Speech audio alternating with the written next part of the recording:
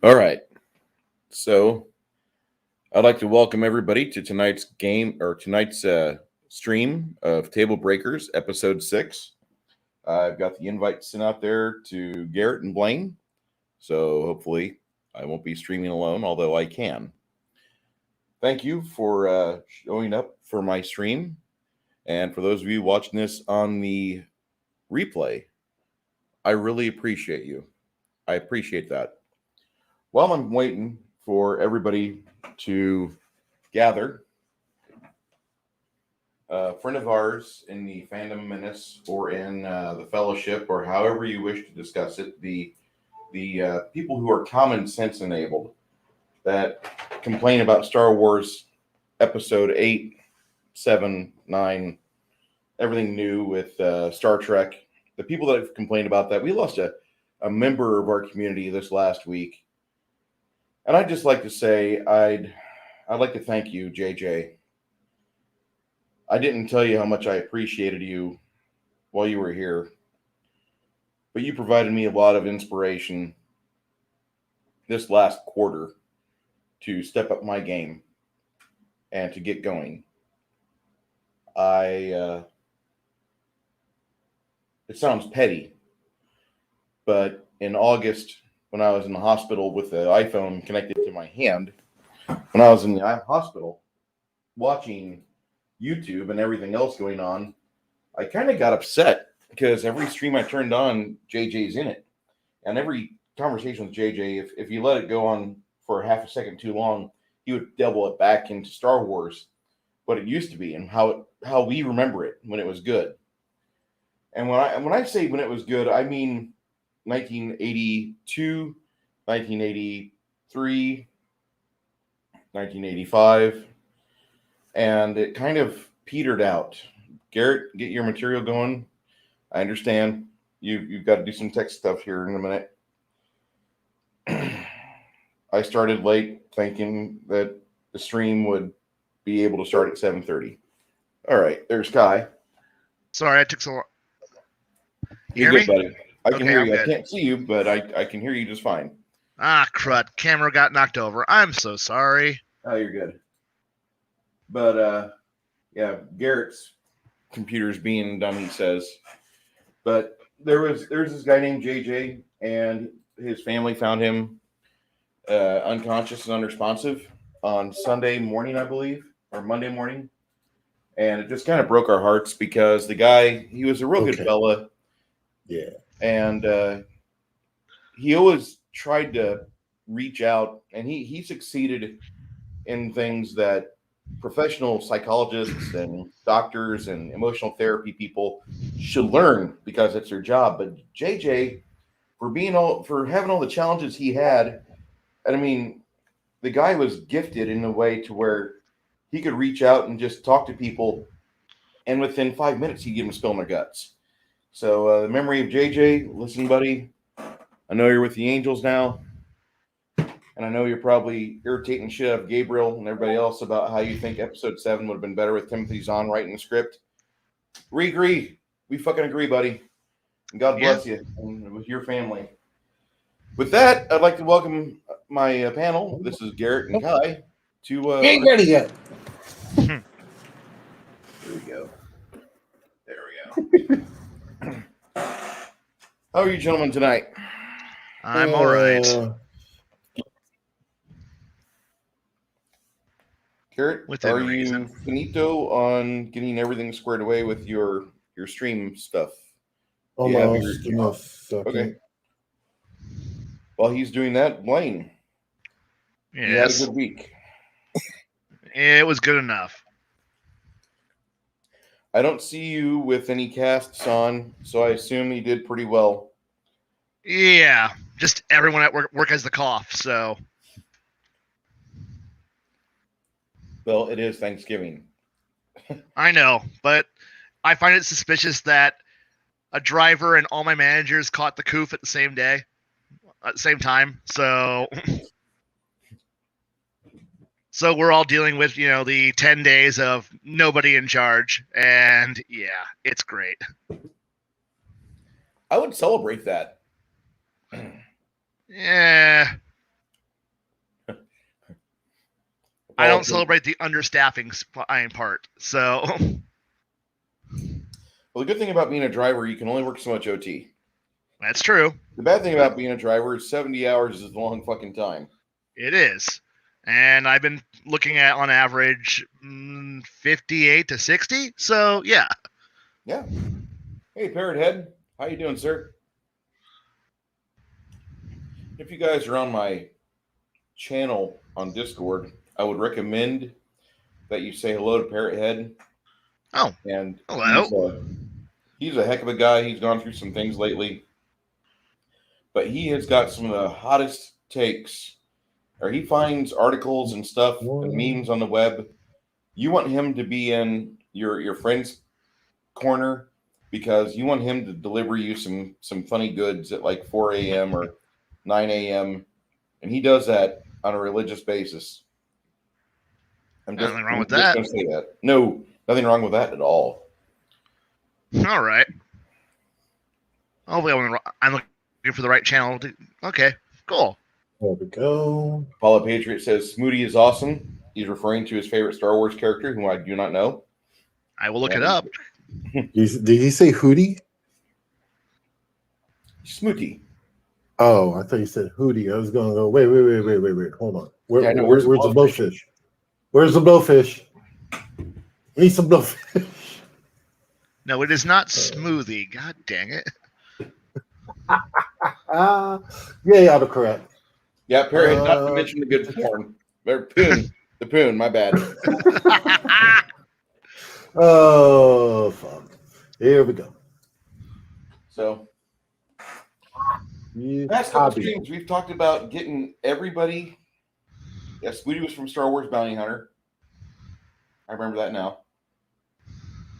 We've been talking about getting people butts to the seats for game time. And Blaine had the audacity to be like, let's talk about session 0. And I'm like, oh, God. Yeah, I did have the audacity, didn't I? Yeah, it's been 2 weeks. I don't remember half what I say. So, yeah. Hello, the lovely Sherry. How are you, dear?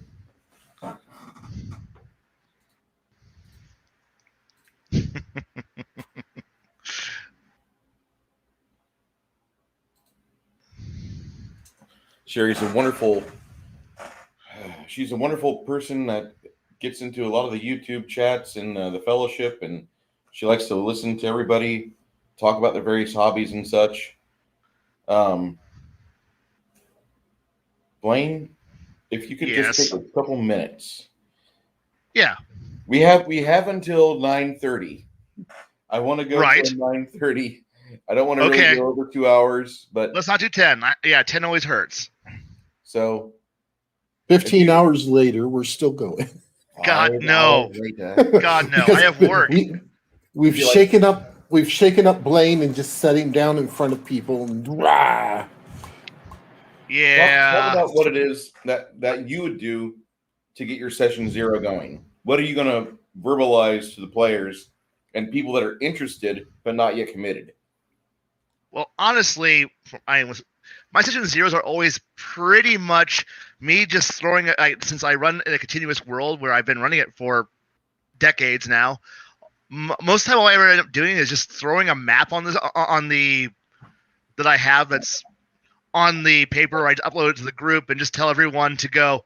So, where in the world do you want to start at? And they're like, well, what's going on? Well, then you just give them a quick overview of like time jump, major changes that have happened in the time jump, and then I just go, so what area do you guys want to work with? And they're like, this. Well, what kind of story are you looking for? Well, I want X, Y, and Z thing, which depending on the group could be, something more intrigue or plotting, something that's more, I want to be out there and adventuring and seeing what's in the world, or someone like, I want to do underworld stuff, and well, since I put the work in, I have all that stuff written out on where I can find it all and what I can do with it. So they tell me what they want. I tell them the options. They pick an option, which is usually based on like wardrobe and culture. And then we just go from there. So, and I know most people are like, I want to make sure that my character, that my group is a well-balanced group, and I don't want certain races, and I don't want certain aspects, and I need my alignment to be perfect. So that way, because my sensitive GMness requires me to cater to my, inability to handle anything that's outside of a norm, which is usually lame as hell. But because I've sat through other people's session zeros, so I'm just like, so what do y'all want to play? And at that point, you just kind of work with them. And usually I can't get everybody who's going to be at the game to actually be there for session zero, quote unquote. Yeah, that's always a cluster getting yeah, and so which is always a problem when if you have a GM who's like, I need to witness every single character role and action you make. I need to witness it because I can't trust you. What if it's in the rules? Don't trust my players. What if it's in the rules? Well, so what? I trust my players to be able to do basic math. I do. It's like, can you do basic math? Do you have comprehension of what letters are? Can you string them together to mean something? Can you read? If you can make these basic hurdles of being able to do addition and subtraction and maybe follow a word problem, you might be able to handle playing a role-playing game. It's not hard. And so therefore, when you have a room of 8 people simultaneously, or 4 people, and then 2 people who are like, I couldn't make the game, can I make my character? Yeah, you know what? And as the to use the old quote, it's like, if you aren't trying, if you aren't cheating, you aren't trying. And it's like, at least if you're going to fucking try to cheat me, make it look like, try to make it not obvious. Because if you're obvious and I know you're screwing with me, I'm just going to punish you and you're just going to deal with it. And it's just simple at that point. It's just simply a trust exercise. Do you trust your players or do you not? Are your friends trustworthy, or do you think they're all out to scam you and they're all out to ruin your life? Well, I mean, if you're playing with people you can't trust, well, then maybe you shouldn't be playing with them. But if you can trust your friends, you can trust them to, follow things right. So you don't need to watch every single role, every single action, no matter. And even if some cracked out loser of a writer who is probably retired and doesn't give a shit about your game, who's sitting in California or New York, talk about how awesome his farts smell, and he goes, well, yeah, I wrote a book 15 years ago and that said this, and you should follow what I said because I'm the most important person in the world. No one gives a shit who you are, because nobody cares who the fuck wrote your game when everyone's sitting at the table. Nobody, there is not a person on the planet who fucking opens this book and goes, who wrote this book? I need to make sure that they okay what I say. Oh, this lead designer, this Mike Merrill's guy, that's so important. He wrote this. We should follow this as though it's the Bible. Fuck that guy. And the guy, so if the rules say, well, you need to watch everything, well, sure, I'll come fly his fucking ass out to my goddamn table, and he can watch everything for me. I'm busy doing other things, like answering 15 questions. I can't sit there and babysit a bunch of people in their 20s, 30s, 40s, or teenagers who are all trying to do things simultaneously. There was a stream on last night. Yeah. And it was Bloodworth talking to JSG. Yeah. And I watched about 15 minutes of it, and I about threw a shoe through my computer. Yeah. Because I can only handle so much JSG, I found out. Okay. Yeah. I don't really like the guy much, but zero accountability in terms of self-realization. All right. He just doesn't understand his place. And he's still hammering that old school gamers need to understand that they're hurting the hobby by not playing 5th edition D&D, which he's still preaching this.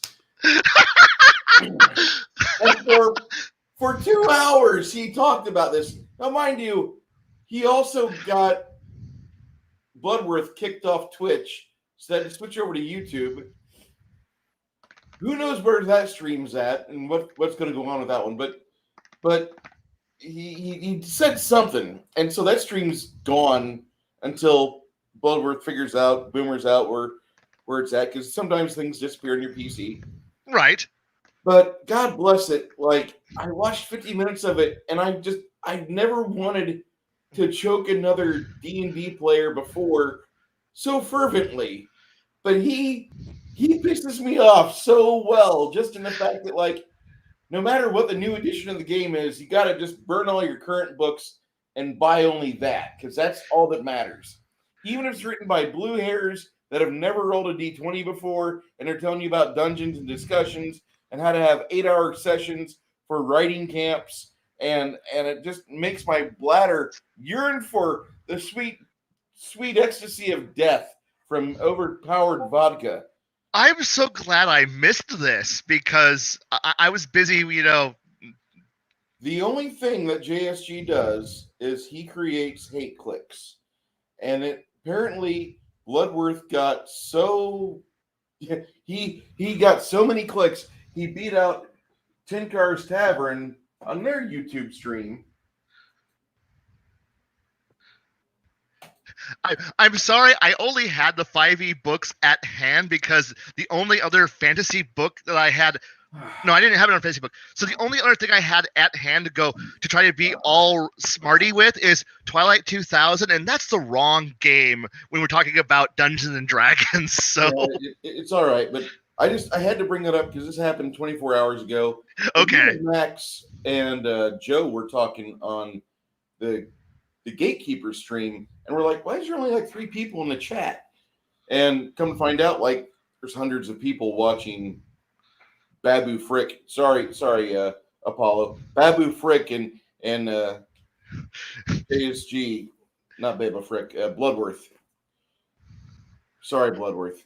Have a conversation. I hear him talk, and I can usually laugh about it, and I think, I could probably have a conversation with him. But then I think about it, and it'd be like inviting Cobra over to your house to talk about world domination. And for about 10 minutes, Bruce could be all cool and Destro like, yes, how intriguing. That sounds brilliant. About minute number 11, I'm there, Sean Connery, tripping Tim Curry in The Hunt for Red October, snapping his neck and spilling the coffee and tea all over the room. Okay. I would it would snap. It would snap. I can only handle so much, JSG. And I know he's probably got a medical condition that accentuates everything wrong with him. But God damn it, like, retards are not supposed to be a form of entertainment in 2021. But here they are. Retards are a form of entertainment in 2021. They always are, and it's a blast. But the thing is that Garrett's over there editing. God damn it, bitch! Don't listen to this.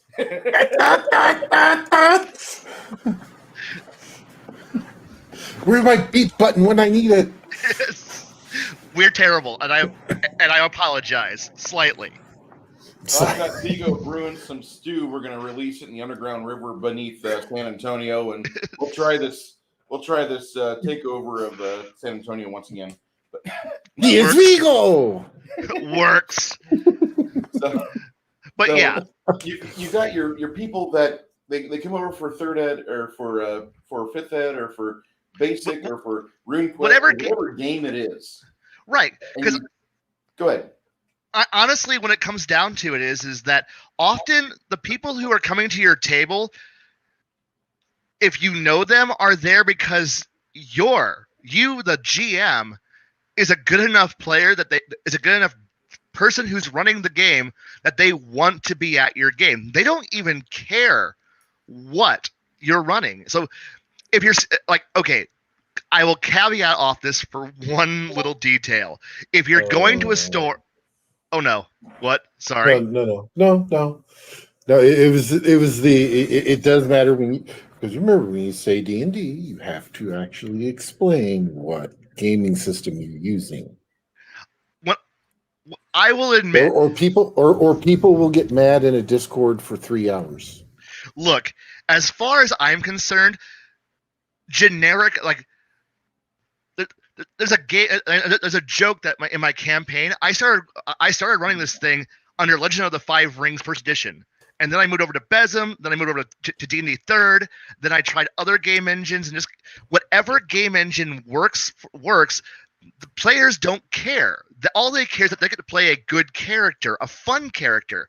But the only time I've ever run into a problem of people being really anal about it is when you go out into a public environment, to a gaming store.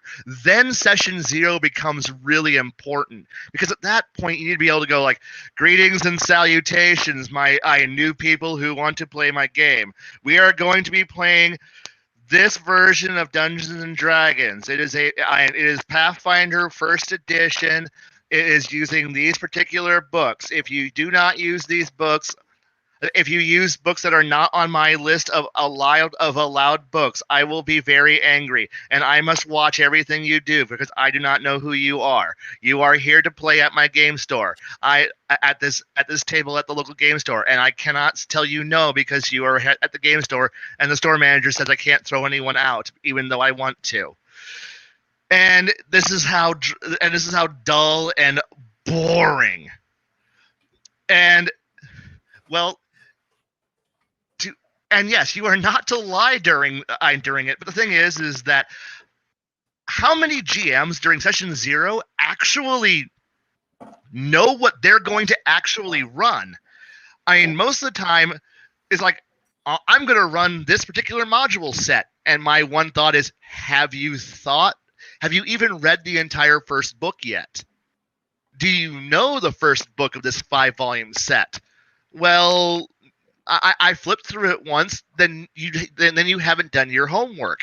Then what are you doing? Well, I'm just going to play it with you guys and figure it out on the way. Well, then congratulations. You might as well be sandboxing because you're just using this as cliff notes. You're cribbing it along and you're doing your homework the night before every single night. So you have no idea how this ends. You have no idea how you're going to guide any of the players. So if you've never read the end of a module, do you know what characters are going to be needed to play this game? You don't. You have no idea. You're an incompetent GM. You don't know what you're doing, and you're just using somebody else's notes because you're too tired to actually do anything on your own. So your party could come at you and go, I've created a really cool fighter. I have a good cleric. I have a good blasty. I'm blasty caster. I've got a good stabby stab. I've got some guy who can shoot sticks at people. Okay, cool. Is this the right party to be able to beat the module? You don't know. They don't know. You're not telling them anything because you've done no homework. And if you're doing it as a sandbox, the GM has no idea what they're doing either. So they're like, well, where are you putting us? I'm putting you here in not Italy. Sorry, in not fantasy Italy. And okay, what's the storyline? I don't know yet. I'll figure it out once I have your guys' plot lines. And you just move from there. And so session 0 is not just like, unless you're coming in with an ironclad, this is what I have. This is my vision. This is my go write a book. And this is somebody who values storytelling. And so therefore you come in as so you have no idea the cast you're going to be working with. You have no idea who the characters are. You have no idea what their personalities are. You might get unlucky and have, Bob the Orc. His entire thing is thunk hit good. And okay, I got to make a story that involves that guy. Well, all right. Wait. You could have an entire cast list from Thunk Hit Good, his entire family. All the names of David Ryder and Space Mutiny as per riff tracks. Yes. God. Angus McRuckfist. Hey, Angus Meat Thrust. Big McLarge. Look, I have used Big McLarge Huge on more than one occasion. So Slam Meat Thrust. My name is Slam Meat Thrust, the Barbarian. I think my best one I had was when I was playing Traveler. Slab Hardpeck? No. It was Jackson Hammer. Right, but the thing is, wait, hold on. And he was a Marine, Okay. And we wound up getting 5 power suits. And my character was the lead. So guess what it became known as? Oh, no. The Jackson 5. Oh, ow. I like it. Yes. It's painful, but I like it. Yes. And the thing is that, like I said, but you don't know any of this, so any prep you do ahead of time before you know what your players are is going to be completely worthless. So session 0 is more just to help you as a game master know what the hell you're going to run. Okay, this is where I'm going to interject real quick. All right, go ahead. Everything you've said, I absolutely believe. Yes, you're right. What, though, I'm going to say on top of that, if you run a system that has a propensity to be ran with players that have a day job in the accounting field, like say maybe a first edition Pathfinder or Hackmaster 4th edition. Oh God, yes. So say you're running this, or even Roll Master. Oh my God, yes. I was waiting for it. So I've got the trifecta of math. Yes. As a GM, referee, or storyteller, or game master, whatever the fuck you call yourself, you deserve to tell your players, listen, no, this is a game of playing. This is session 0. And I know you fuckers have it. And they'll break out their binders, or they'll break out their phones, and they'll email you their 20-level plan.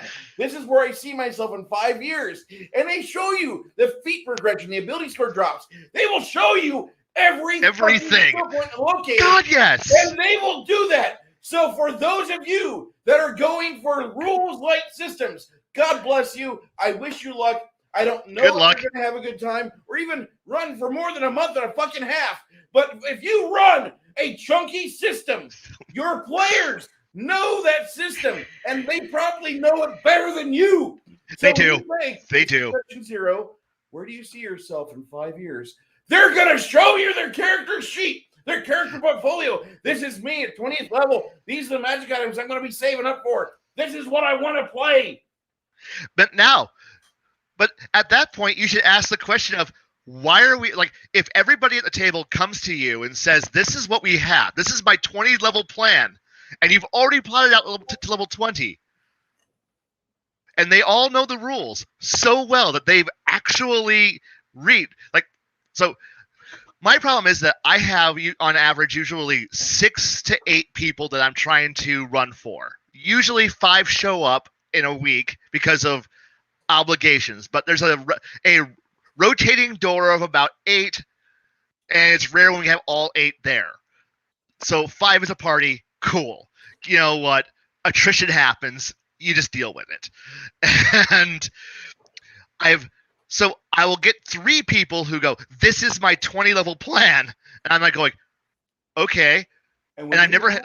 You have that 20-level plan brought out. Hey, Carol, you have this 20-level plan brought out. The character sheet's there on your device, or it's there in the flesh. They printed it off, and they've given you a copy. There's 6 pages of player character sheets. Yep. You have that. The other players might get a little, oh, God, what am I stepping into? And as a GM, this is where you step in as an arbiter, and you tell your players, listen, you all don't have to come here prepared. You don't have to come here thinking 5 years ahead. What am I doing in 2026 at this table? And what character, what progeny does this character need to have? No, don't think that far ahead. Yeah, just get ready to roll your dice, because we're going to start. And at that point, you say the system, the wild books, and if they haven't started to generate their character yet, the more seasoned veteran players, if they like these people at the table that are new or not as nuanced, what's going to happen is they're going to start to help the newbies, and they will build their characters for them. And it's frustrating to watch them do it, because those new players who have no idea what they're doing will be like, "Can you help me?" And oh boy, those accounting masters and rules lawyers go, "I can help you," and then that poor player has no idea how to play their character, because they don't know the feat combos. But if you get that 1 in 100 chance where you get 5 people at a table who are all masters of the game engine and who have all built level 1 to 20 progression pre-plotted out, whenever they level, they just hit level up on the character sheet computer program that they've got. You know what? At that point, you just ask them, do you want to just skip playing level 1 to level 8? Because obviously you've already pre-planned your optimal setups. Why are we wasting time low? Let's just jump straight high. But the thing is but if there's one person who doesn't know the rules, you got to walk them through all the steps. You got to teach them. And that means you have to sometimes tell the rules lawyers, hands off, don't touch the newbie. The newbie is special. We don't abuse the newbie. Yeah, he's the fucking new guy, but you got to train him. You got to get him up into spec. You got him to speed. You got to get him trained on how to play. That means he has to be walked through what is in essence going to be the tutorial, how to be like whatever class he's playing, he or she, let's be proper, he or she, you got to walk them through how to do all their actions, how to use their actions efficiently, how to do everything, how to pick feats, how to pick your skills, how to pick your stats, which ones are optimal, which ones are not. That means they have to do some homework. And if that player doesn't want to do homework, you know what? That's okay. You can push, but if they get at least a good comprehension and then you walk them through the levels, they become semi-proficient. Exactly. And if they die, but the thing is, if you do have that table of a bunch of mouth-breathing rules lawyers, you are literally in the perfect. Yes, if you want to touch the newbie, you can at least lick them, but only if they give permission first. And yes, some in-game hazing is expected, but the thing is that taking them by the hand, pretty much putting them on a leash and saying you cannot do anything unless we tell you to do it, that's different. That's a bit more excessive than what I prefer at the table. Right. And the thing is that I try to encourage my players to, you know what, there is no right or wrong. There's just an inopportune moment to do it. And so I try to teach them on how to actually play this. And the thing is, you need to make that session 0 becomes at that point also trying to make sure you get it to you as you're gauging what the skill level of your players are. So so the questions you ask are going to be mirrored and reflected by what they tell you. So if you come in confident, if you know the rules, or at least can fake it well enough to convince them that you know the rules. If you know that to answer their questions without going, I don't know, let me consult my notebook real fast. Unless you're looking up the culture of who knows where you're going. Most of the time, like, if they ask a lot of stupid questions, okay, I can't throw advanced combat encounter that requires advanced tactics and strategy at them. I might need to actually lower it back down to basic kobolds who put down pit trap.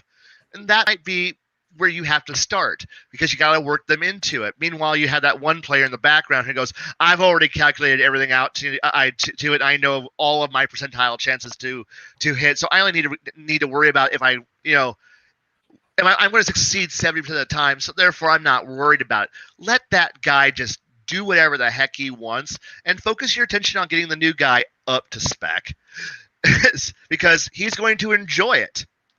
Yeah, he will. House, not louse, house. We don't pre-order. We will not pre-order. We do. It's an old shirt. I'm sorry. I wore it to work today. So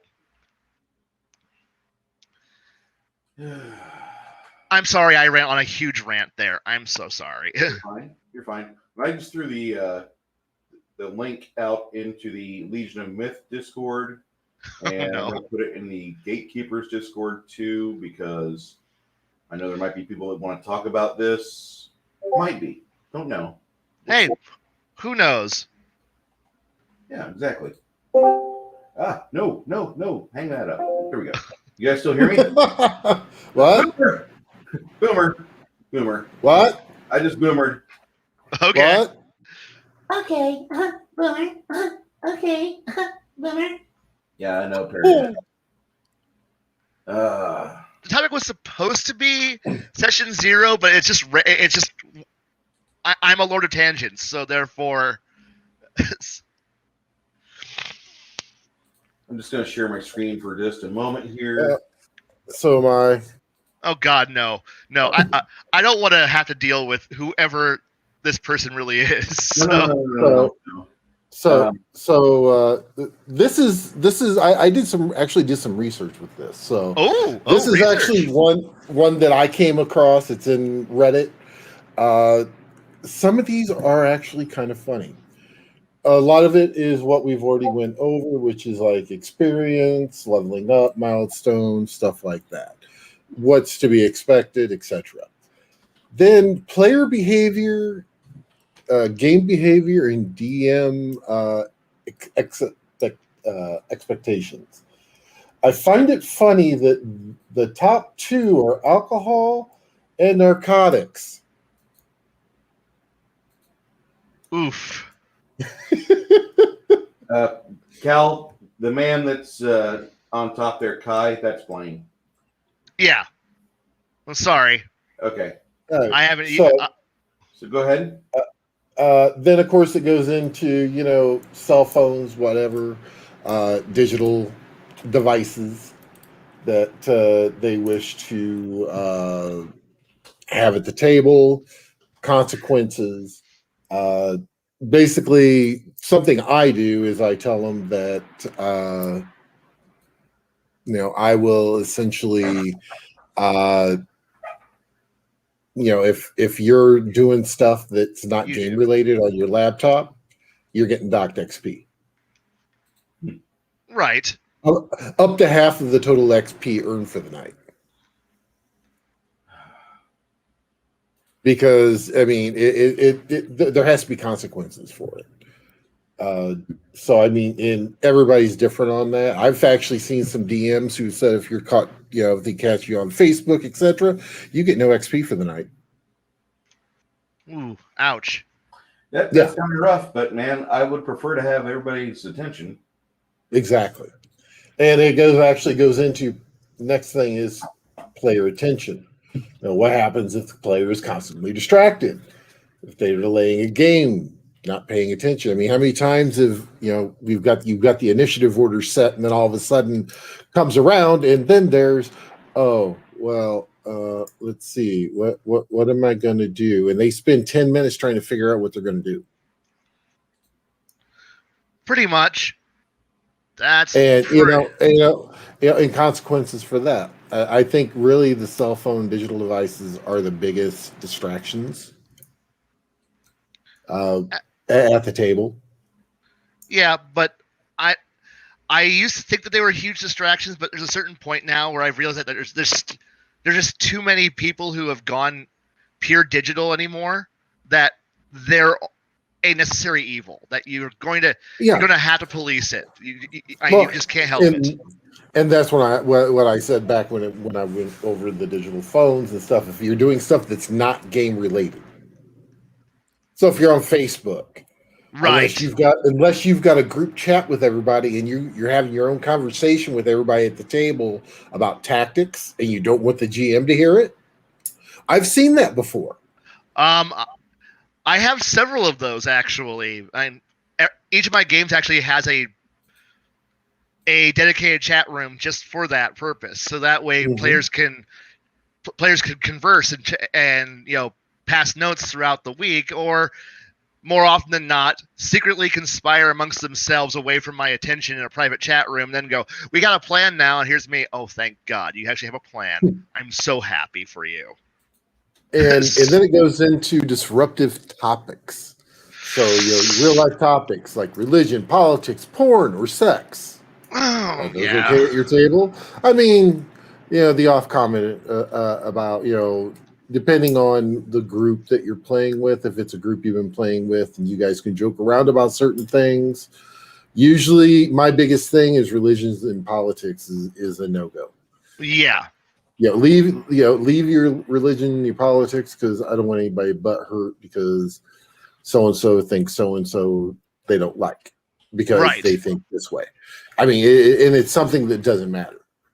And that's the biggest to the table.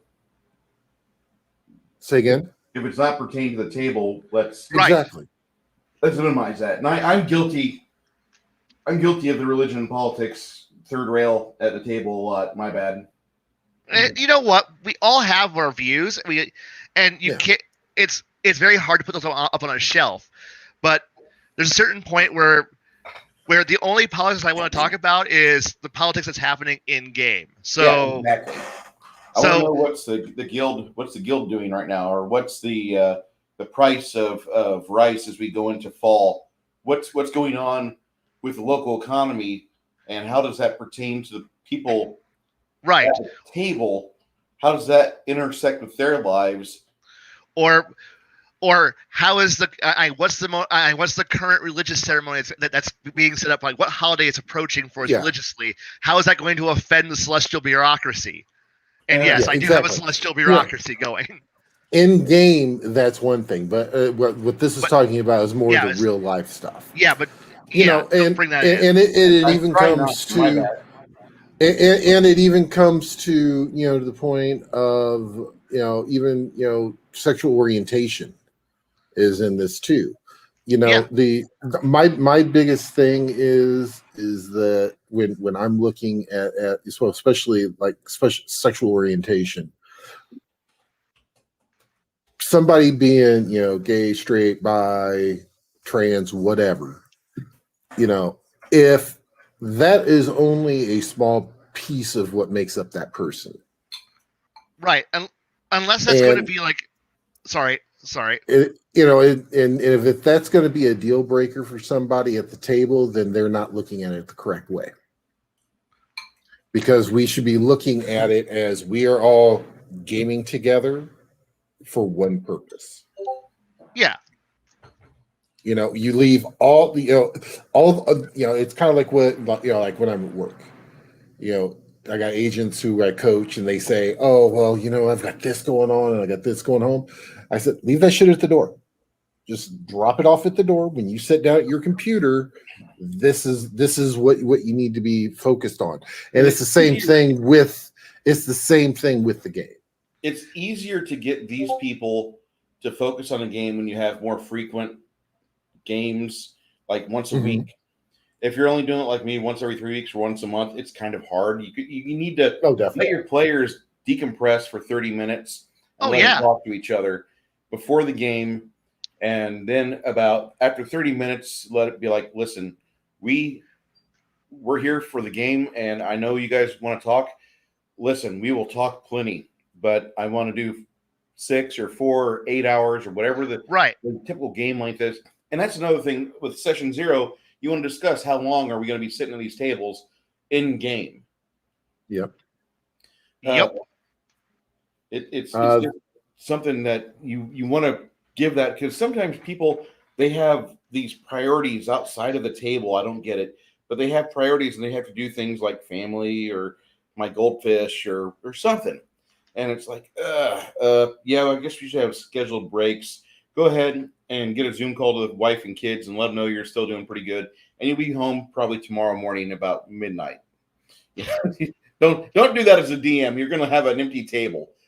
My true story. Don't do that. Yeah. But let people have breaks during game about once every hour and a half, 2 hours, so they can get up and stretch your legs. Yeah. Or even if you're doing, if you're running the game, you're transitioning from one spot to another.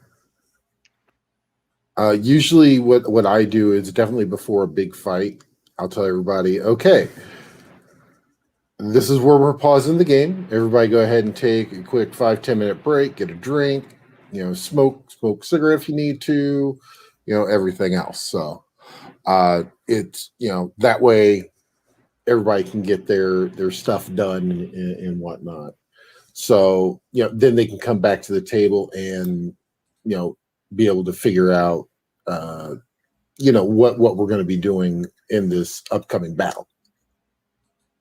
Yep. Plus that also gives the DM a chance, if he needs to go to the restroom, come back, set up the table. If they're your miniatures, everything else. Shadzar, leave your baggage at the door when you come to my game. That includes your pets, your kids, your genders, your wheelchairs, all that. It stays at the Oh no, door. Combat wheelchairs are totally in, man. It's the new fad. And Shauner says the OGGM's Adventures wrote a safe space session 0 thingy for drive-through, and I plan to tear it apart. Shauner, when you dissect that, I would like to see that. I would enjoy that. I want to see what your critique is, and I know you're definitely critique the hell out of me on one of my game streams. I get it. I expect it fully. I put it out there, and that's fine. What is my garbage session 0 handout that I actually wrote years ago? While you look for that, let me go ahead and go. Unannounced dice rolls. This is one of my biggest pet peeves. Is this Garrett? Is this OGGM's session 0 piece? No, this is one from r/D&D Next. Okay. I think this is like 5 years old, but I found it and I was like, wow, this is like the most comprehensive one I found. So, and everything. So, basically, I rolled a nat 20 in a perception check. No, you didn't. So you see snow and penguins as you're traveling in the mountains. The thing is that whenever I have a player who gives me a unannounced dice roll like that, I always just give them red herrings, give them things that they can look at wrong, give them false returns. I mean, to the point where it makes them paranoid. It's fun watching that character who's now chasing after snipes and jackalopes because they're looking for that shit. I am looking for all man, I believe they're all out there. All the UFOs exist because I'm looking for them. Nobody else is. Nobody else sees it. Nobody else will ever care. And then they go, turn right. See, it's right there. And then they go chasing after it. And, they don't find anything because nobody else sees it. And or I also love the players who I'm like, okay, so-and-so, roll for I roll the skill check, and then I hear 4 other dice at the table, and I'm like, no, I didn't say everybody else, but okay. And then I start start really playing into their fears or playing into their paranoia, and then making them run off in directions I don't want them, that I didn't want them to be in. But hey, if they're all gonna play, we're all psychically linked hive mind. Go ahead. Well, I will tear you in. I will tear you in 5 directions. But the thing is that you're right. You should tell them, please don't roll. But you also know that your players have the attention span of ferrets, so they're going to do it anyway. And just plan for the fact that your players are actually idiots, and it's okay. Now, this one I like. Dice roll against one another. Are dice rolls allows for in-character arguments? Can the Bard PC roll to persuade the fighter PC that his course of action is right? I love this. For the simple fact of they have those stats. Yeah. They should be able to use them against one another because especially most bards are chaotic neutral. True. I think they're all in it for themselves. All right. I think the only caveat I would have for that is, again, this would come down to knowing your players. As in, if your players are cool and they can run and they can play, that well without being offended, perfect. But if there's a player who gets offended by somebody else telling him how he has to play, you might want to curtail that just a little bit. But if you got people who are all up for, who are capable of having, a strong opinion and then knowing that one dice roll could change that opinion completely, yeah, go right ahead. go full tilt. That's almost like the bread and butter of what makes, a storyteller game function. But most people are not used to playing more dramatic, more intrigue focused games where opinion can be changed like that, because But the thing is that if you have one player who is using that as a cudgel to just beat the rest of the party into line because, well, you don't know, like, see, I'm lying to you. Everyone else will get frustrated with that one player who's browbeating. So you got to be able to walk a fine line. For me is the only time I use it. I don't use it all the time. Yeah. But if they give me a good enough argument at the table, yes, roll it. Roll it. God, And yeah. Let's see what the dice say.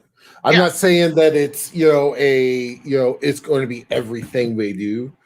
Oh yeah. But I will play it as, if you give me a convincing argument and you have the roll to back up that argument, go for it. Now I have seen where they have a convincing argument. And they roll that dice and they roll a natural 1. So they got a total of 5. Yes. And then it's like, oh well, that's good, but we're still doing it this way.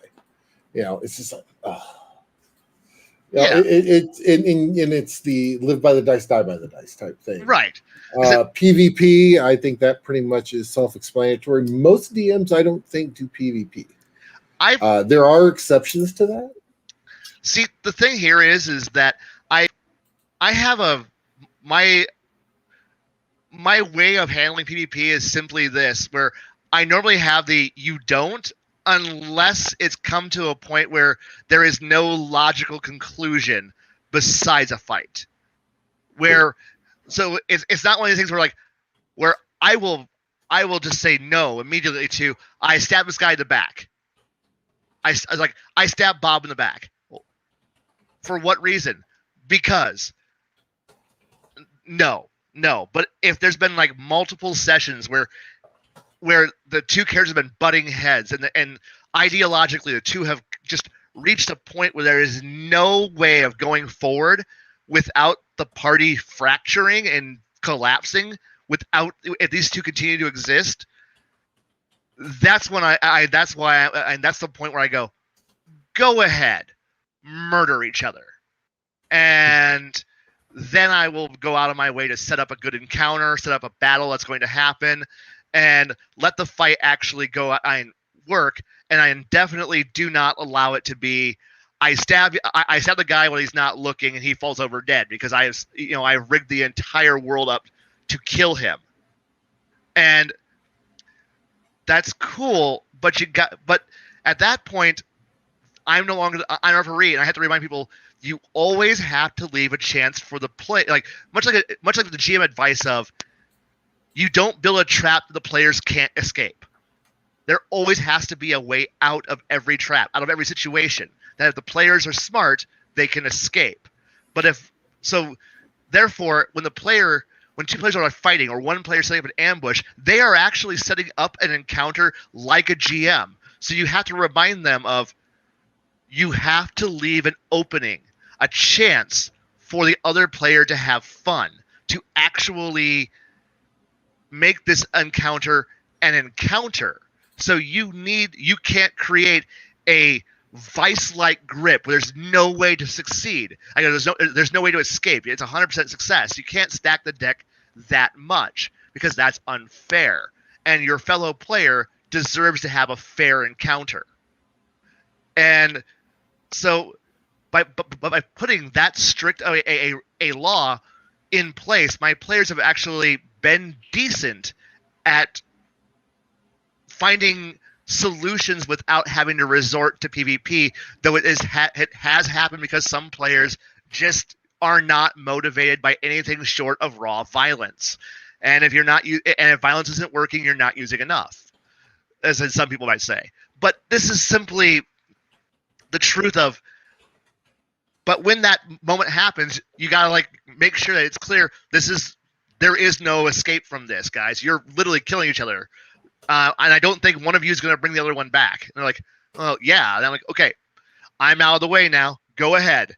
I'm just here to arbitrate, who dies when, and that's when the fight happens. And it may be rigged, it may be stacked, but you got to make sure that both players realize that you guys all had 100 chances to back away from this moment. It's happening. Do not make this do not make this more meaningless than it already is. And when you're dead, don't hold a grudge, okay? And usually that works. Usually. Well, see, with one group that we were in, we actually had a contract that the players, the player characters all signed off on. One of them was actually it actually was enacted on one of my characters because he was taken over by a sword. Yeah. It was called the Bunny Claws. Okay. The main Bruce laughs because he remembers this and laughed. This He was laughed at my about table. that way too. That was at your table. Basically, the Bunny Claws. If you are under any type of mind control, mind affecting, anything else like that, the wizard had the okay to cast polymorph and polymorph you into a bunny, and it was called the Bunny Claws. Okay. And it was to save now if the wizard, God help us if that ever happened, I believe the rogue had a wand or a rod or something that he could do it onto the wizard. And it was it was literally, and you're thinking about it after the fact, we were literally put in our own kind of, if you want to think like DC universe, our own injustice protocol. If someone goes rogue, we've got it fixed. Right. And I won't stop somebody from doing that, but it's just, I've had one of my early groups, we had a nasty habit of just killing each other. It's the problem when you game with people who are part of the same family. They don't know how to leave that I'm going to go stab my cousin and my brother in the back attitude out of things. So the rest of us are all going, well, we're all here to have some fun. Meanwhile, in the background, the two brothers and the two cousins are in the middle of turning each other into hamburger meat every other session. And we're just like, okay, I guess this is what we're going to happen, which is the whole reason why we put in the rule of you need an in-character justification why you're doing it, and it can't just simply be because he's the leader and he keeps telling me no to all my dumb ideas. All right. And truthfully, we've already kind of went over the PC secrets and the player expectation, goals, and diversity before. Player discomfort. Occasionally things come up in the game that make the players uncomfortable. It's better to have it. I will say that if you're going to run with adult things, let the players know about this right away. Yeah. Listen, this is an adult table. We have adult topics here. Some of them may be uncomfortable for people. Some people are very sensitive and get PTSD on things really quick. Yep. This might not be the table for you. Mm-hmm. Oh, where's Heathen Dog when we need him?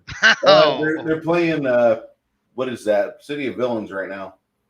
Oh no! But look at the next Player thing. Player agency.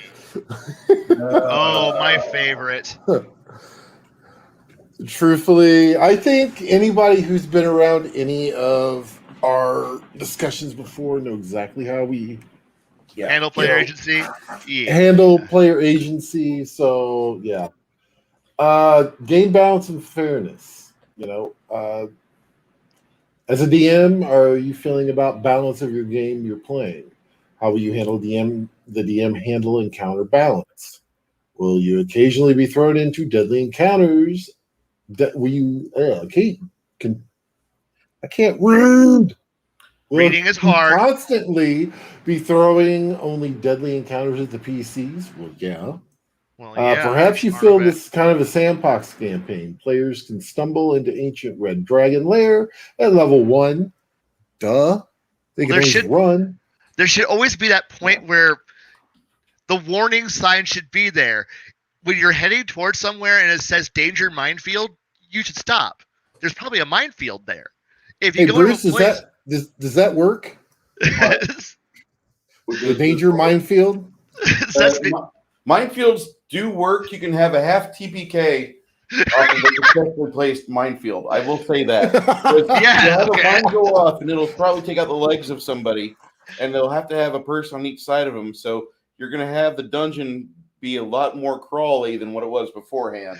Oh yeah, and the thing is that it's like you should have like so many warning signs before your players go out there and like, so you're about to go punch, say someone major in the face. Well, there should be guards, equipment, things that says, hey, look, you're all wearing dirt rags and ratty old pitted equipment. And for some players, that might be the persona they're casting is, yeah, I'm using dirt because I plan on throwing it in a dumpster. I'm actually pretty good. But usually like that level 1, level 2 party, that spunky little group of idiots who go out there and go, yeah, we're ready to take on the world wearing some salvaged leather armor and a sword I pull off a goblin because it's better than the sword I had. Yeah. And then suddenly like, I'm going to go punch the guy who's wearing pristine, very well detailed armor plate and a sword bigger than me. Or I'm going to go into that cave. There's a pile of bones that lead out for a half mile before you reach it. As you're stepping over it, you see acid pitted armor and weapons scattered about. It's all ruined. Do you keep walking the road of bones? Yes. Why? Every indication is saying you're going to die here. In fact, as you get closer, you can smell the stench of acid rolling out of the cave. You can see claw marks in the stone. Do you keep on going? And the party, well, we're level 3. Yes. Yeah, they're level 3. This is a bad idea. We back up to that player discomfort thing real quick. Yes. The DM, I'll just say this: like, my job sucks, and my real life job that I earn money for is not the most wonderful job. And Kind of shitty. It is. I can't really go into detail about the details of that job with somebody that has a very low threshold of intolerance for that sort of thing. Like, there are some people that if you start to describe certain smells, they're going to get that look on their face like they just ate a canary and are going to throw up on you. Yes. So you really have to be careful with how you phrase. And I mean, I hate to tell you as a DM, you're walking on eggshells, but hey, you're walking on eggshells, at least for the first couple sessions until your players are part of your table and they feel like they're at home. Yeah, sorry. Most people don't have access to what would be one of those, like a big giant chart saying, hey, what things are you comfortable with? And then you have like 800 options, and then it's like, because then you get some really weird combinations. So it does take some time. But like I said, but if you know your players, if you got a bunch of sadistic and weird, to use more cleaner terms, yes, weird individuals, you can go further. But the thing is, like I said, but I had the problem where I got to put a PG-13 filter and everything due to the fact that I had to during the week deal with kids. But come the weekend, my weekend game is far more gruesome, adult, gory, but even then I had to realize, okay, this guy over here, he can't handle certain things. This guy over here, he can't handle certain things. She can't handle certain things. He can't handle certain things. But they're not all the same thing. But they know they can all handle ultra violence. Yeah, for some reason, American audiences really like the violence and blood splurts, and they want to hear about decapitations and ripping out somebody's guts and doing an augury on it. But it's weird, because you can discuss anatomically disgusting scenes. Yep. But you can't discuss how the slimy texture is feeling between your fingers as you reach through the bits of the dead beholder, and all of a sudden it starts to deflate as it fills the cavern with scat at the back end. Right. Or And or you have a situation where like you've killed a serial murderer and he actually had a captive in his above ground warehouse in Yep. downtown Paris. And when you find that, you really can't describe the level of debauchery he had with her while she's still alive, because some of your players in your game, they might not have ever had a bad situation happen to them, or they might have, but they can't tolerate the thought of that. And if they are of a certain mindset, they're going to use this scene as a point of bitching about how your games are about misogyny. He's an incel. Don't do that. Don't go down or that you road. might have that moment of a player who gets a little too in depth into, say, torture, just to put it out blatantly. And at that point, I'm like, look, guys, most of us have read the Marquis de Sade, so most of us know how gruesome this we could get. But let's not. Let's just say if you're going to go that far, let's just say torture and then move on. Because a lot of us watched grindhouse flicks from the 70s. A lot of us have seen gruesome horror movies from the 80s. We know what's going to happen. Yeah. Some of us have actually seen some rather gruesome shit, and we don't want to go through that again. Yeah, like So I had a player at the table that was ex Coast Guard, and he was witness to piracy in the Caribbean. And so that was something he didn't, when we started talking about it, he said, do you need to talk about this? I said, I need to at least list what's going on. And he's like, okay, I'm okay with that. But you couldn't RP with that. And worse yet, one of the other players at the table, and this was my bad because as a GM, you're supposed to police your table a little bit.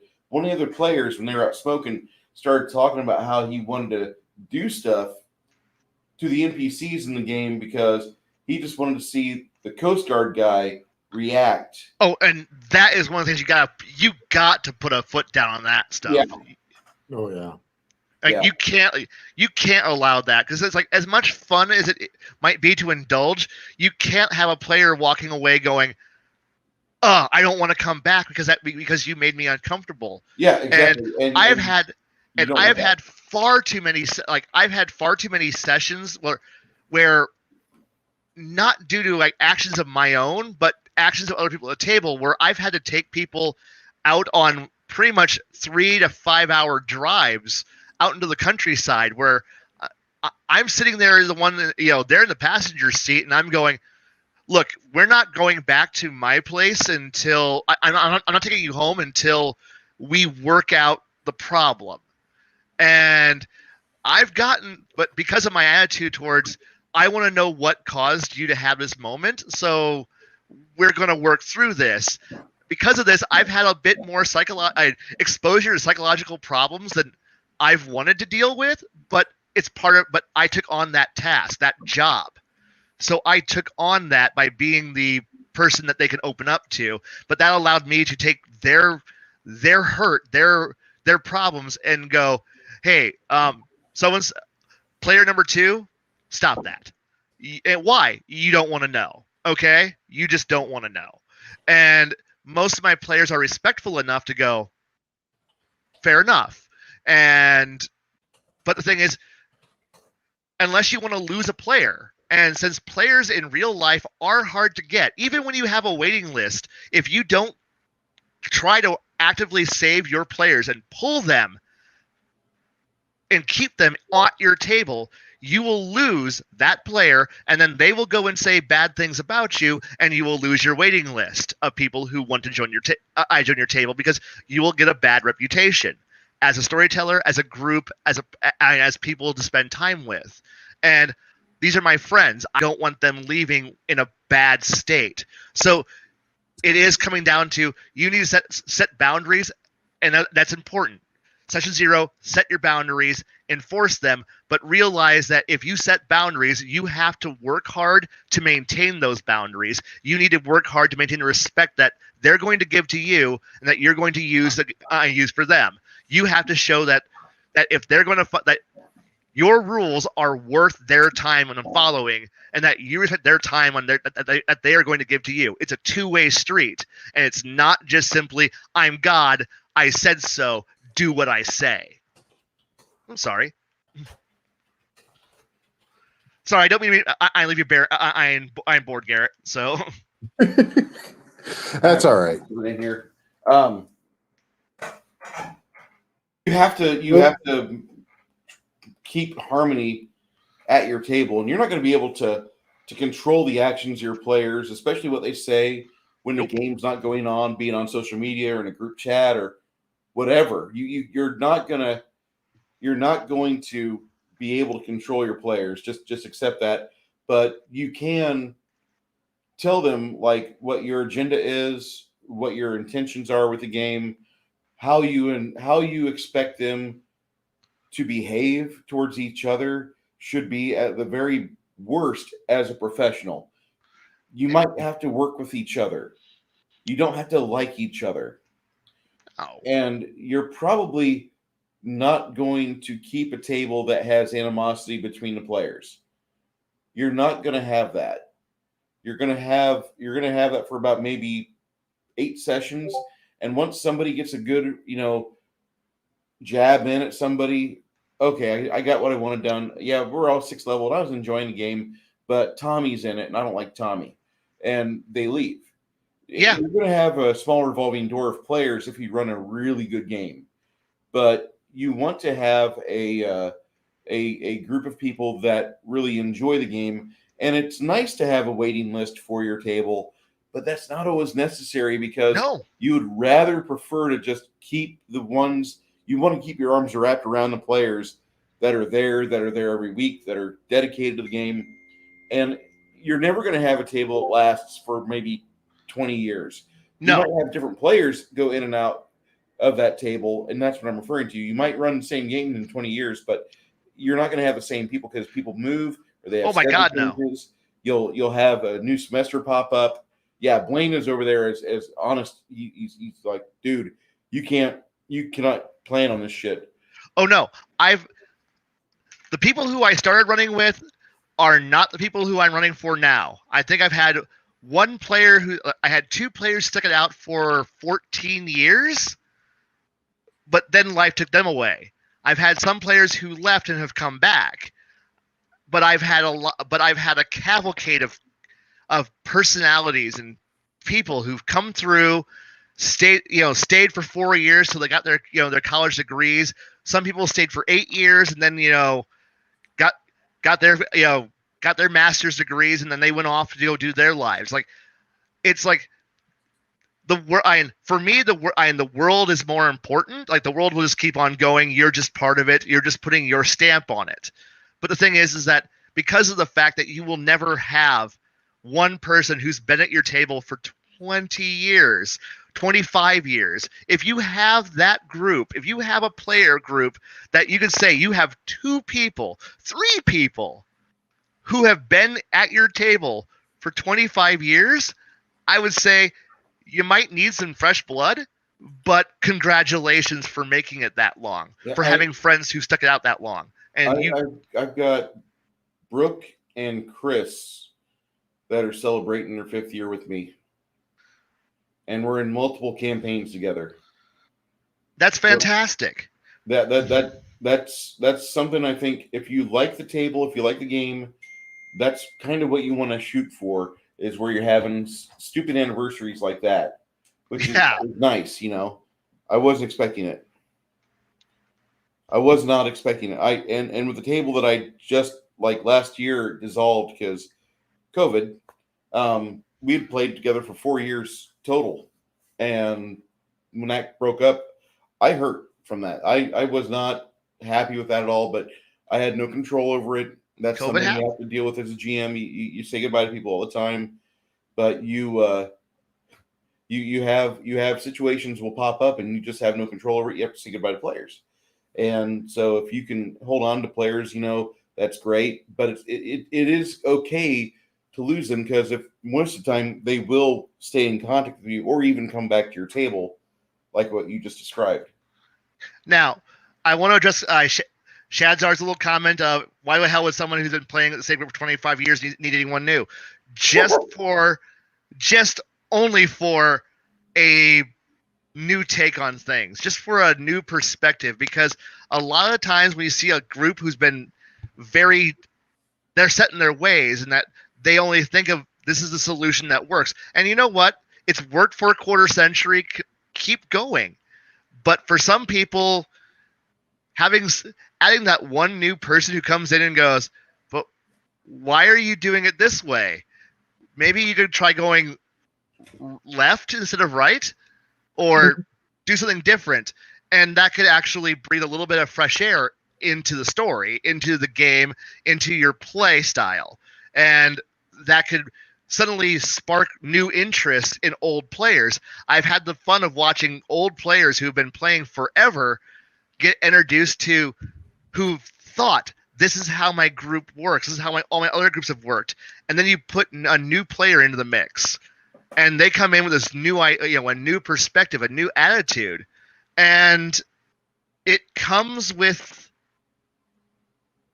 this fun point where suddenly the guy who is so sure that this was the only way his character would work suddenly goes, wait a moment, I need to do something different. And suddenly he's reacting in a new way, and now he's out of his rut.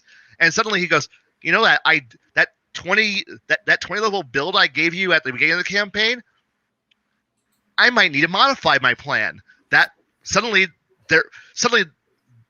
their preconception is now a little different, and people bring that to it. And it's actually kind of fun watching old timers react to new players and watch the old players try to grab the new players by the collar and say, stop running everywhere. And then they're like, no. And then inevitably they push and pull each other. It brings a new interaction, which from what was probably, unless you have some players who are just able to play off each other really well. But I don't know your group dynamics.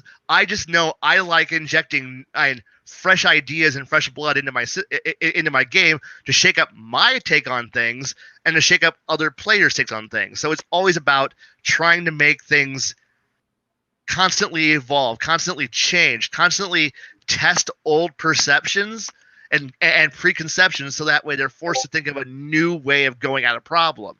And even if it's an old problem, two people will not see the same answer to the same problem unless they're reaching from the same cliff notes. And two players don't ever have the same answers to anything, and you should be encouraging that, or at least that's how I look at it. I attack it. I attack it. Stone, he's casting magic missile in darkness. Yeah. I can see where this would be a problem. Fast.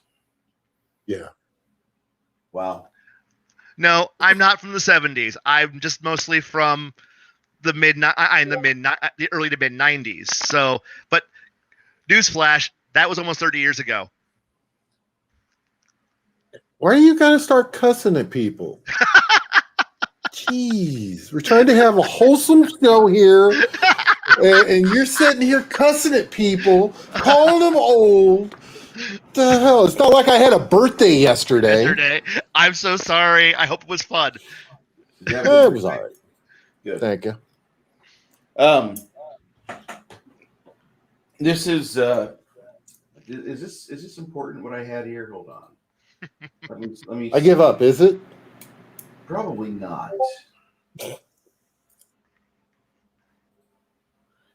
Share screen. All right. Share screen. There we go. All right. Add to stream. Off to infinity. This is me after about every session 0. My Yes. support bar cart. Yes. Yeah, right. So true. So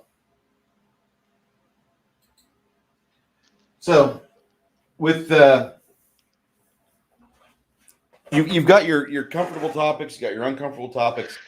You want to have everybody agree on the system. You want to have people understand what direction your game is going. I just discovered that Pathfinder's first edition had a final release called Legends of the Chronicle, which is kind of a capstone send-off for the edition that it was. And it's really weird that I just now discovered this because I'm a first edition collector. But they have all the different classes have a different 20th level capstone ability. And usually, when Paizo screws up on something, they usually don't retract it too well. They said to us the ACG would be beta tested, and then they would fix the items in beta test, and they put it out then. But the beta test and the hardcover book were the exact same file. No, they had a couple of changes, but they were very few and far between. The only thing they really retracted was the summoner and the cleric. Yeah, well, the cleric in Legends of the Chronicle has 4 or 6 different capstone abilities that you as a player should probably look at. Okay. Because but I don't play clerics anymore. Oh, that's terrible. I'm burned out, man. We have a support group on Wednesdays. It involves drinking and complaining about tanks and fighters. I've got to say that Legends of the Chronicle will be the last Pathfinder product I buy, but it looks like it's probably the best product they've made because it actually went back in the classes that are detailed with Pathfinder First Edition.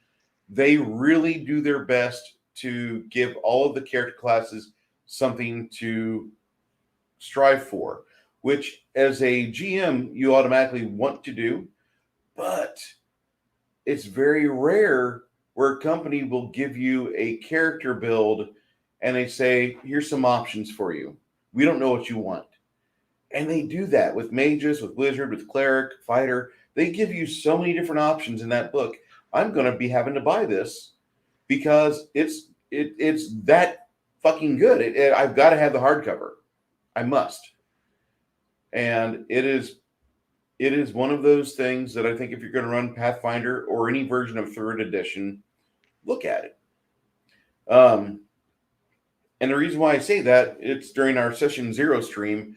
And for those people that play Pathfinder, it is a game system where it does reward players that plan ahead. Now, you can't anticipate everything, and so you might have a 5-year plan or a 20-level plan, and things might happen to where that build will not be sufficient for your needs at the table. A lot of Pathfinder First Edition are those players are also society players about 60% of the time. They play society games or they play society adventures with their DM, and those typically are a little harder than the regular adventures they put out. And they definitely don't go nearly as high as the regular adventure paths, but they throw all the challenge at you that you should expect for an end of the campaign event. I'm saying this because you want to be able to put it on the table to your players. These are the options I'm offering you. All of these, and give them the options. Give them the options for their various classes, for their character goals. Like somebody might roll up in the character creation that their father was murdered, and they want to find the murderer of their father. You could make that being a 5th level occurrence or a 10th level occurrence or something that happens at the end of the campaign at 18th or 19th or 20th level. Yeah. And you could have that. And you could just have an amazing time with this campaign. But as a GM, you do want to plan this. You don't want to be that guy that reads the adventure module the night before the adventure. Yes. You don't want to do that. You want to really get in the weeds and know why the characters would be at these events. Why would they be digging up these informations? Why would they have all these capacities and be where they're at? Because the last thing you want to do is just have a moment where your brain farts in the middle of the game and you're thinking, what am I doing here? What were we doing, guys? You don't want to be that character. You don't want to be that GM where you look at your table and you're like, what the fuck are you guys doing? I just had a brain fart. I was looking at porn on my computer. You don't want to be that. And you laugh, but I watch streams where this shit happens. Oh no, I know, because I've sat through these moments. Or I've had a moment where I'm just like, I have a great story, and then my brain just goes, I'm sorry, I'm done. I'm done for the day. Yeah. For the day. So, and I'm like, okay, everybody, go take a half hour to go get a drink, get some food, and let my brain reboot, because I just had a blue screen of death. Yeah. And I'm useless for the next 30 minutes. Dun, dun, dun. Yeah. Did our GM just crash? Are you okay? GM.exe suffered a fatal and critical error. You want to go into your campaign day, your session 0 with an idea of where you're going to steer the players, and when you start running the game, you really want to have notes. Just if nothing else, there's 3 bullet points. Just 3 bullet points as to where you're going to go with this game, and let the players decide how things go from there, because you don't want to have a choo-choo train going. You want to let them have the illusion they're taking it places. Right. I've had kernel faults. I understand that.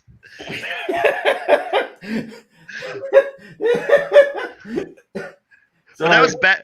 And that happened more often back when I still drank a lot, but I don't anymore. And now that I've cleaned that part up, crashes are a lot less frequently. But they're harder now. Oh yeah, they're much harder. But I can no longer play.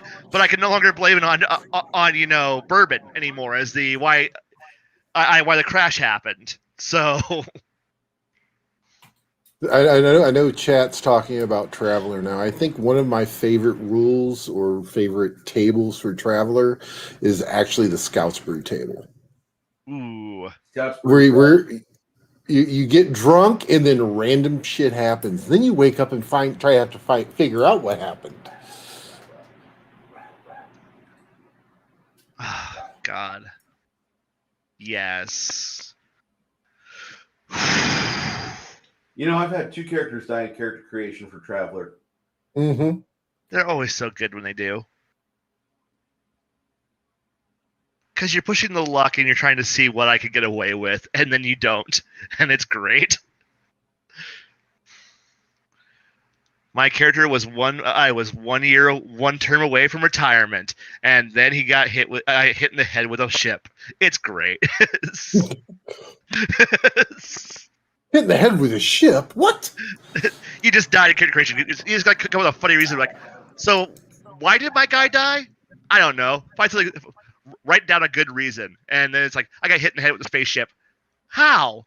Don't ask. It happened. Landing gear malfunction while I was working on it. What? Ow!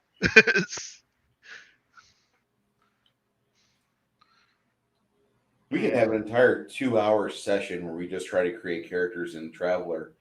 Who ends up with the most deaths and injuries? Sorry, that is an idea. That's a bad idea, but that's an idea. Look, I would love to see a return to form for old Traveler, because the Mega Traveler rules. I've heard it from numerous people. I've read most of the Mega Traveler book. And it looked kind of funky. It didn't have that same flow as the original Traveler did. And I think they made some edits later, but it just never seemed to gel. Everybody I know that has a Mega Traveler book or box on their shelf plays Traveler instead.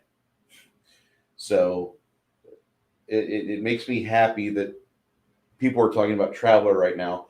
Although, Shadzar takes me on to the next note I have here for character death. And what can we expect? You should probably expect characters. Oh, thanks, Shadzar. You should probably expect somebody in your group is going to die. Their hero is going to be in dangerous situations, and you might want to break that to your players. Like, hey, this is more far more grimdark or far more Warhammer Fantasy game than it is regular 4th ed or 5th edition D&D. And let them have that knowledge. But as a GM, should you ever go easy on them?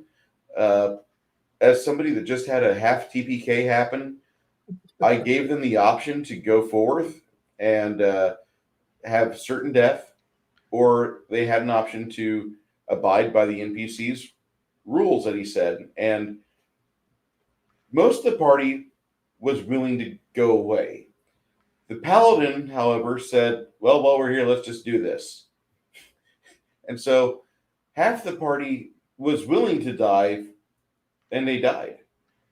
And the problem that I'm having right now is that the player that lost the sorcerer is him hawing about what type of character to play next. He's just not feeling it. And that's something that you might want to be aware about. Sometimes you're going to have a player that they get attached to a character.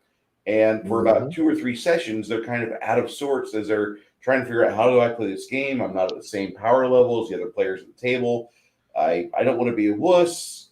And they have this internal monologue going on. So you might have to repeat like what Blaine did earlier, where he took somebody on a 3, 4, 5 hour car trip and be like, let's discuss what's going on in that head of yours. And that's really never a bad thing. In fact, I recommend, if you've got that good of a friendship with your players, you probably do want to have that at some point with them, because you're going to have them go through things in their life, or you're going to have things in your life pop up. And just having a friend to where you can spend 4 or 5 hours on the asphalt rolling through the miles, that's going to help get you back to where you can get going again. And it's going to do the same thing for them. It's going to provide them a way to have an emotional anchor to where they know if things get kind of rough, I have this option to voice my criticisms or my thoughts on these disturbing things that are going on. And they won't explode those items at the table at the other players, which is much preferable to having somebody have an emotional outburst that none of the other players deserved. And you might not deserve it either. But the thing is that if you care about your friends in your group in the game, you'll do that. I used to have like I said, my apartment's dry right now, which sucks. But I used to have like a bottle which was only there for helping players work through anger issues on something went wrong. Let's work through this problem, and we would polish off a bottle until we're all fucking drunk, passed out. And usually about a quarter of the way through, we're both sloshed enough to be able to go, so what's really the fucking problem here? And then they go, well, whatever, unload whatever it is, and then they realize, oh, wait, I'm not, maybe I was an asshole. Maybe I shouldn't have said X, Y, and Z to my fellow players. And I'm like, yeah, you probably shouldn't. And then they're like, but you're also an asshole too, Blaine. Yeah, I am an asshole. But I'm the one buying. Keep drinking, keep yelling at me. I don't give a shit. I think you and Connell should probably get together, and you should probably run a good game for him, because he's a guy that he runs a store game. Yeah. And he doesn't get to do all the things he wants to. When you're a GM, you don't get to. Oh God, you never do. Players, but he has these ideas, and it might be something that you want to add or season your table with. Just laying that out there. And plus the fact he's Irish, so he probably will see your lack of alcoholism and be like, let me help your cabinet. Just saying that. And I know he won't buy you like, a Johnny Walker. He might get you a Jack Daniels. But hey, Jack Daniels will work. Look, I have spent more than one night crawling out of a bar with a gamer or two after working out some shit. Yep. So yeah. Garrett, how many nights I don't care. What was that bar across the street from the game room, Garrett? Oh God, I don't remember, but I mean we've spent a lot of nights there, and even after you left, I've actually spent a few nights with different players down at the bar I go to now. Yeah, they have an outside patio type thing with a bar, and we usually do it on a weeknight when there's really nobody down there. We go and we have our what I like to call our come to Jesus meeting at the back bar. of Diesel, and we have some drinks. We hash out what we need to hash out, and then we go. All right. Yeah. Okay. Usually I prefer the bar next door to it, but yeah. Well, yeah, Yeah. but But $3 you call, it's that's hard every to beat. day. That's hard to beat. That's very hard to beat. I can't beat that.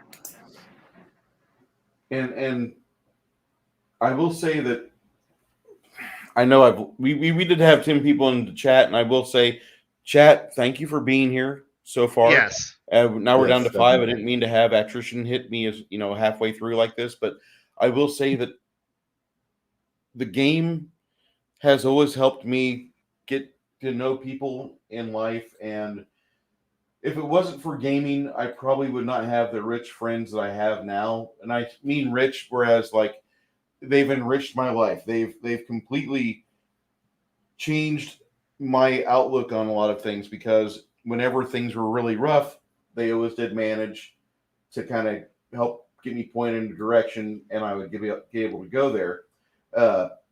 Garrett and Blaine suffered through my grief when my friend Bill died, and they dealt with Bilius Maximus, Wizard Extraordinaire. And Best NPC ever. Yeah. And I still use him to this day. And I will. He's been put into the repertoire. we didn't go to the bar for the to RP there. Although I know people that RP at the Crow's Nest here in San Antonio.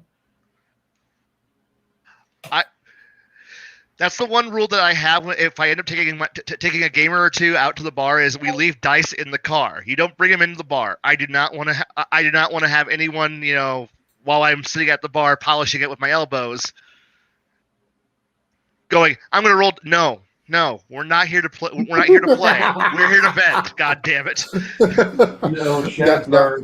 Go ahead. And yell at my wife then, because she always has a full set of dice in her purse, because she never knows when a game will pop up.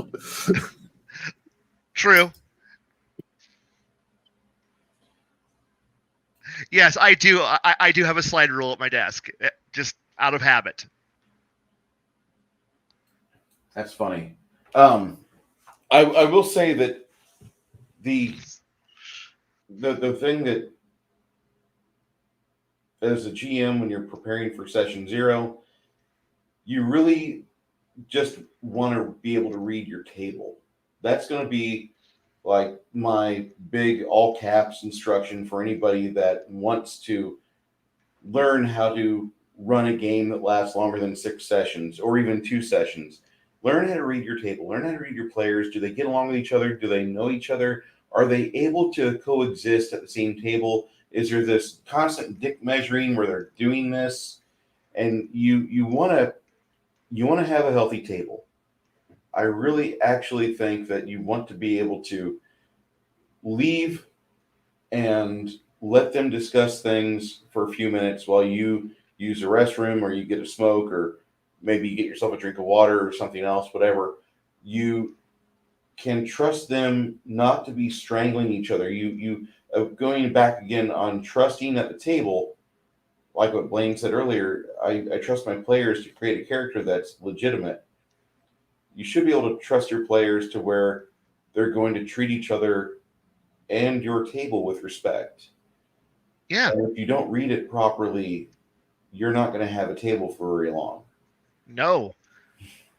And I made the mistake of actually one of the kids who I'm teaching. He thought he could I've watched you GM for a year and a half. I think I can handle being a GM. I'm like, all right, here you go. Here's the keys to the car. Run for my play. I run for the group. Well, what are you gonna do, Blaine? I'm gonna make a character. I'm gonna sit in the background and I'm gonna watch you. And he's like, okay, cool. Within 2 sessions, he had managed to tick the entire table off, and everybody was getting ready to quit because they didn't want to deal with this, because he couldn't read his fellow group, even though he had been in that at the table for a year and a half. He should have known everybody, but instead he just went with the I'm a GM. I'm right. This is what's going to be wrong. And suddenly, so he failed that test of respect your players at the table and read the room. He couldn't do it, and thus when he came back, a few weeks ago, goes, "Hey, now that this arc is ending, can I run again?" And I'm like, "I don't know. Ask the group." And so he did, and the answer he got back from everybody was, "Oh, fuck no." Correction. "Oh, hell no. We don't want to do that." And he's like, "Well, I could do better." And they're like, "No, we don't trust you. You burnt the trust that we had in you." And then he's like, "Okay." And because trust is a currency, and if you, as a GM, you spend it and you earn it. And if you do a lot of bad tricks, if you lie to them, if you manipulate them, if you just feed them false information, if you just don't treat them right, and you just abuse them, you're burning that trust. And when that number hits 0, they leave, and you're out of players. And I had to sit back and go, grab the game back, wrench it back, and then fight hard to keep the players who are getting ready to walk off from walking off by saying, no, the game is back to being the game that you guys wanted to play. And he found out that was a failed experiment. They liked some things, but they didn't like his attitude. So, like I said, as you say, learning to read your group is so critical, because you can rapidly have it go spiraling in the wrong direction real fast. And to tie it back in, that's part of session 0, learning what you can get away with. Yeah, you really, that's probably the most important thing I've ever had to learn, and it takes you a bit to hone that eyeball to where you can watch your players properly, but you get better as time goes on, and the more you run the game, it does get easier for you to find a group for the table you have. And I mean, there's the unreliable narrative is kind of a trick that you can play a couple times. You can have the players get lied to by a couple NPCs, or maybe a guild or business that doesn't like them or value them. You can do that, but don't overuse that, because again, that does erode problems. That does accentuate problems at the table. But I would say if you're going to have unreliable narratives, you want to throw it out there before you start really staging that something might be afoot. And you always want to give the players an opportunity to learn a little more about their mark or what's going on. Yeah, not so much lie, but an NPC that cannot explain things. True. And one good way to do that is to give them an NPC that's done something for so many years that they forget the small details, that they know the big things. They can give you instructions, but they don't give you the instructions that involve, make sure you stay to the right of the planes, because if you're too much towards the center, you're going to encounter quicksand. And this is something that the players are going to find out. And initially, they're going to blame you as a GM, like you've given them a bum rap. And instead, if you don't know how to read your table, or worse yet, if you're still a newbie at the game, it's okay to fail. But it's also admirable if you fuck up on rulings, that you tell your players, I fucked up on rulings. Like, there's a ranger and a druid in your group, and they don't get proper instructions from somebody. He has an unreliable narrative on how to get from point A to point B, and it involves going through an area that does have quicksand. He's done it for so long, he does not know how to describe it. But a player that would have a character that would actually have a chance, you might have to make those die rolls for that player in secret and not let them know what's going on until after you've ascertained what level of information that character would know and how you can relate that to the group. Maybe that's too much explanation there, but I would go ahead.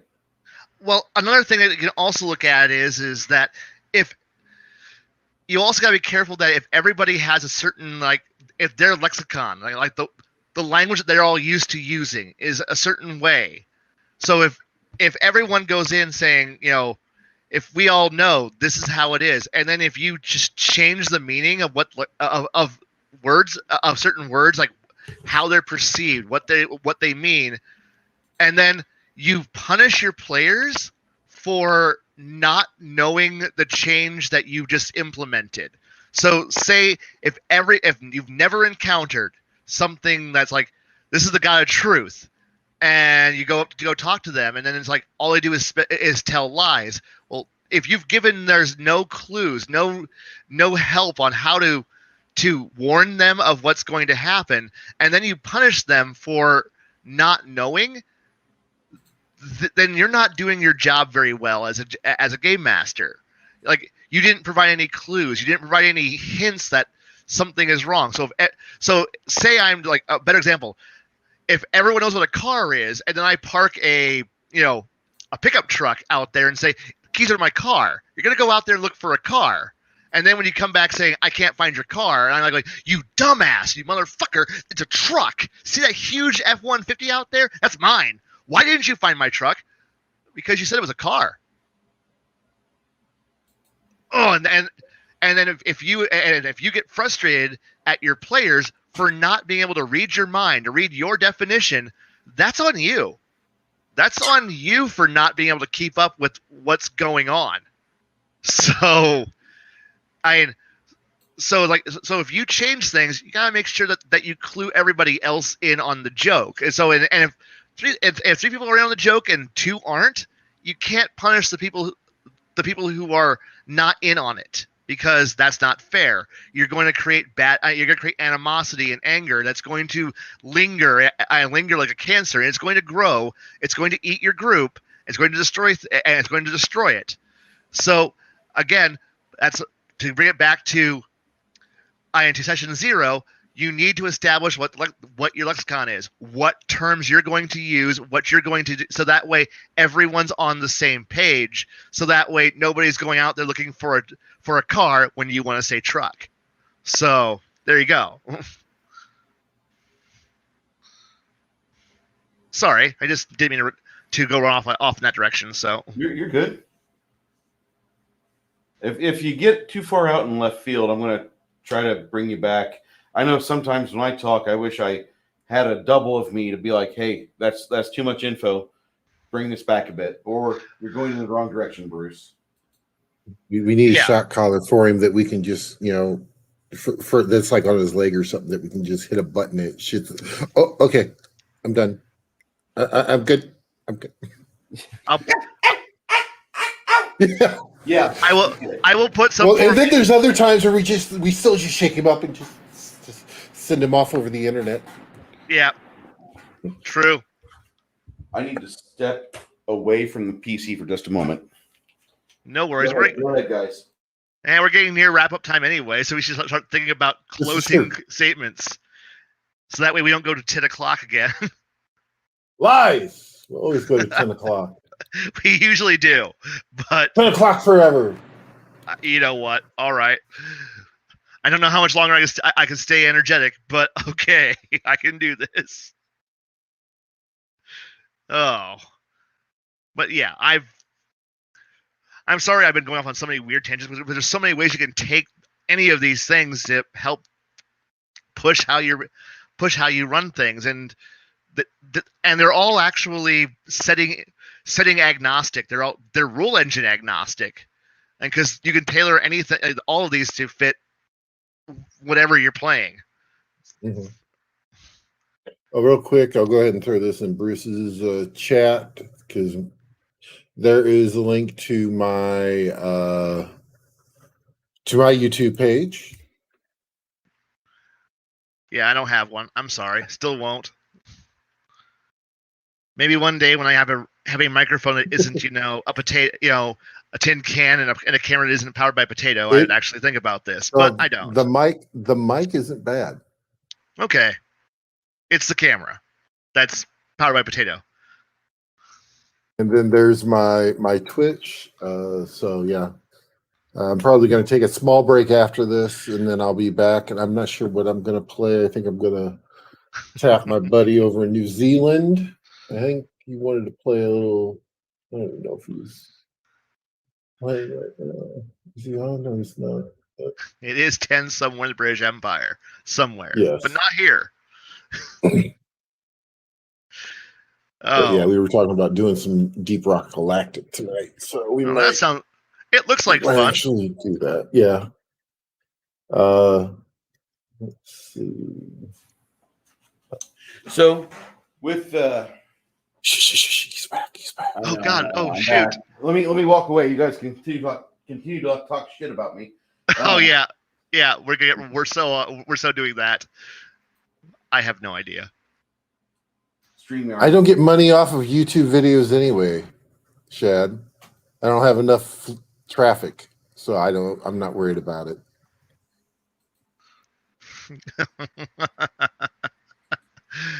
Oh You no. know, Blaine, if you ever need energy, let Yeah. me know. I will send you coffee. Oh God, what brand? There's only one. No, actually, there's not. There's more than one brand of coffee, but I would go with HEB and their Texas Pecan coffee because it's kind of a different thing for me. You know, I lived in Illinois for over 30 years, and it just kills me that we would put pecan in a coffee pot. Okay. Pecan. But it's Some great. pecans. I'll throw some Great. pecans in there. It's one of the best coffees I've ever had. You know, I used to shill for Black Rifle Coffee, and I still believe quite a bit in Stocking Mill Coffee, which is out of Virginia. The Stocking Mill, that's a gunpowder site. Gunpowder explosion happened there in the 1700s during the Revolutionary War, and the guy's got a bunch of stuff going on there, and it's pretty cool. But they have really good coffee. But I'll say something. There's about 80 to 300 blends of coffee out there from veteran coffee makers or United States Armed Services veterans. Okay. So just find somebody that makes a coffee you like and buy it. But if I was going to send you coffee, Blaine, I would send you HEB, which is a Texas grocer. I would send you their pecan coffee. And what you can do, you don't brew it. Don't brew it. You don't brew it, huh? Okay. You just put it in your lip like dip. You know? Okay, I'm okay with that. Caffeine like that. Goddamn man! Oh, I was starting to fall asleep. 4-hour shift, and I better start dipping coffee grounds. I've done that before. I'm a dumbass, but you know, I have to say that would be the brand of coffee I send you. That's a real good solid coffee cup they make. You can grind it. You can have the grounds if you want. Tell me what you need, and I'll get it to you because one of these nights we are going to do Tablebreakers till 11 o'clock. But tonight, that's not going to happen. Well, I'll make sure. Look, just warn me on what night that's going to happen on so I can make sure I can call it the next day. So,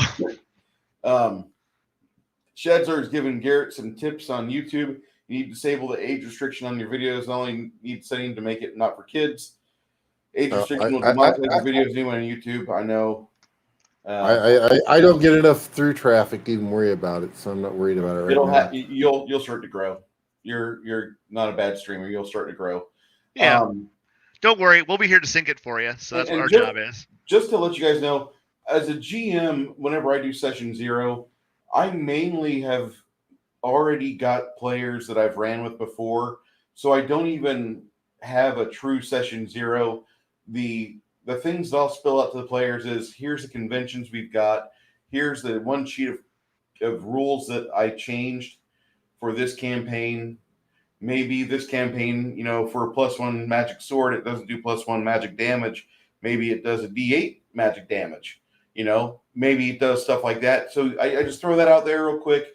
Yeah. And they ask me how are we doing an initiative, and I'll explain that. If I have a new person at the table, I do everything I can to show them as much as I can about the rule system, which is pretty simple. Pathfinder, for all of its ins and outs, it is a very simple system that relies on tax math. If you know how to do your taxes, you can play Pathfinder. It's more of the manual transmission RPG for most GMs. It's not an automatic like a lot of rules light systems, but you want to really just read your table, make sure everybody gets along well enough to where you're going to have a table, and then hope and pray that nothing really bad happens during your game, like something where like somebody's father dies or somebody's grandfather is moving out of a location. So for the next six weekend games with that person are scrapped because he's going to be helping grandpa move. Just all those things, you want to get that out of the way. But once you get the communications down,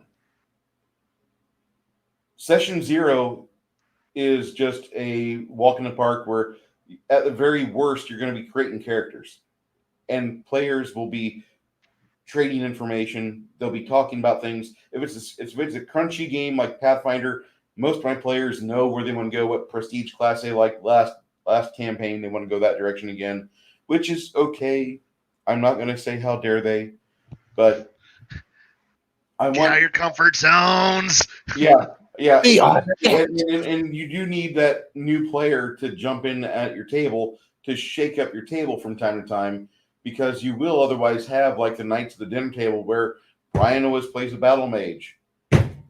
Dave always plays fucking barbarian.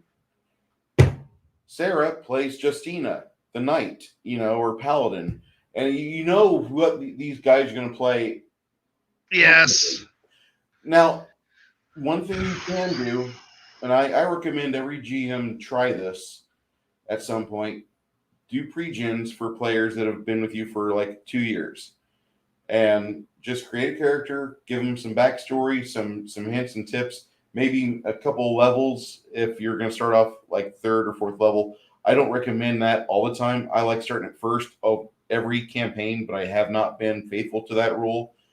But give them a character that is a GM, how would they have the most fun? Because you watch them for the last how many campaigns. So you know them and you watch them smile when they didn't realize it, and they didn't realize how much they were enjoying certain mechanic or certain story elements.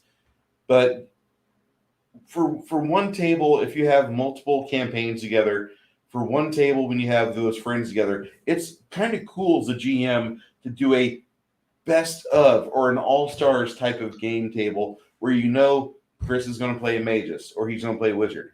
And then you go to Tommy. Tommy's going to play a thief. And then you go to Bill. Bill, he always plays a fighter. So give him the two-handed weapon wielder build, and just let him have fun with that. Don't make it a big, long campaign. Run it to like 5th or 6th level and then cut it. Just let them have fun with it and then decide, hey, listen, that was kind of the end boss of that campaign. Did you want to play longer? Because I've got more adventures. I've got 2 floor-to-ceiling shelves of campaign stuff and adventures and NPCs free to kill. We can keep going, but you can do that. And as a GM, I recommend everybody that's a GM out there, they kind of get a good feel for their players. It might be a good idea sometime to create a all-stars type of game where you as a GM, you've seen them, and just create them that character that they've always gravitated towards. Give them that. And just see what happens. I know this sounds like some people are going to groan about it. Oh my God, I can't believe Bruce is doing this. Try it. Just try it. See where your table goes. And then the next campaign, put them on their head. Run Cthulhu. I think the best one, something like that, what you're talking about, is we had a transition game, and it was only for like about 4 to 6 sessions, if that. Yeah. And all the players woke up with amnesia. Okay, yeah, I know this one. This one's a good one. Did not know what the race. They didn't even know what race they were until they looked in a mirror, or they had someone describe to them what they were. They were a party, I think it was about 7th to 10th level, and they had to go around this lab in this castle that they woke up in, basically, and try to figure out what happened. Yeah. I did a similar thing where mine went a little bit differently, but it was one of those things where I kind of went in a slightly not amnesic state, but I kind of went with the until you use it, you don't. In essence, just like here's your blank character sheet.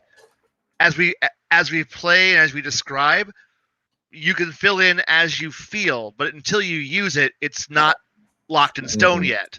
So it allowed them to not pre-generate, but shape through their actions and their play style towards, and by the end of session 2, everyone has a character sheet built, and now it fits their actual play style. They aren't trying to go, well, my character only knows X. I'm like, well, you have two skill proficiency slots that you haven't filled yet. So maybe do you want to use it on being able to climb that wall? Yeah. And suddenly by organic evolution, they've now created a good character that the group now all fits together because they've all kind of evolved through the actions into that end state. And then I'm like, well, now that all your feats are all picked out, now all your skills are all picked out, now that all your stats are all picked out, now you're locked in stone. And that one player who's at the end goes, I have one skill I haven't placed, and he will guard that skill like it's the most important thing in the universe because he's waiting for that perfect moment to drop it in. And it was a fun moment, but that was an interesting experiment that I probably won't do again because that took trusting my players to be smart, and you don't get that kind of group very often. Have you two ever played Dungeon Crawl Classics? Mm-mm. No. Nope. Okay. Sorry. DCC has an unusual reputation in the world, and the way that it earned it was that it's got this fervent group of DMs that go out with scratch-off ticket character sheets at conventions. And so you go to a convention and you play in a funnel with these other players, or maybe it's not a funnel, maybe it's just an actual character who's got a level. But typically, when you're asked for a test, you have to roll a die, and then you find out what your modifier is. So you have to locate it on the scratch-off sheet and then scratch that piece off and find what your bonus is. By the end of the adventure, you have all your character sheet filled out. So you know what you're playing, and if you so choose, you can continue it. But the typical way the game is played is at home, every character, you roll 4 of them per player. Characters are not that detailed. You might have a character that's got a butcher, so he has a dagger. Another guy might have like another mundane skill, so he's got a blacksmith hammer. But you'll go through the dungeon starting with 4-player characters. And they can't do a whole lot. You're going through a combat round for all 4 of them within 2 minutes or less. Yeah. And you'll have 6 people at the table, 24 characters at the game, and maybe 6 or less survive. So go ahead. That's very similar to an alternate game start for a game I used to enjoy. It was always known as the Level 0 Ninja campaign, where every player gets like 5 Level 0 ninjas, and with a group, and it's through just attrition. People die, and the whole thing is you're just trying to survive a mission, and you're just like throwing ninjas away as you're trying to go, oh god, I'm down to 1 ninja. Somebody else sacrifice a few ninjas so we can get this job done. But because in that game, ninjas were expendable. They were the most bargain basement low things. But the thing is, by the end of the 2 or 3 adventures, you've earned enough experience points that you're now a level 1 character, a level 1 ninja. You're like, awesome! Now we're like the five players who are surviving out of the 30 that went in. You're like, oh, okay, we're ready to actually be competent now. And then they get killed off in the first adventure because they beat everybody else who's also competent, who are better than them. And it's fun. It was a fun way of playing, and I would never do it more than twice. Okay. At some point when you go to convention, check out DCC. Okay. That's it's a 4-hour session. You will never have to do it again, but I do recommend every game master go out and try it because it's just got another set of tools you can throw in your toolbox and run. I can do that. I just got to get to a convention sometime in my lifetime again. All right, Bruce, Blaine, we're at our termination point. So yes, we are. I'm going to shut up now. Our Are you going to be doing anything big on the YouTubes this weekend or this next coming week? Unless you invite me somewhere, no. I will get with you in Discord if we have a discussion about that. And Shadzar, I don't know if Mutant Crawl Classics has the funnel. I will have to ask a friend of mine who is in love with Goodman Games.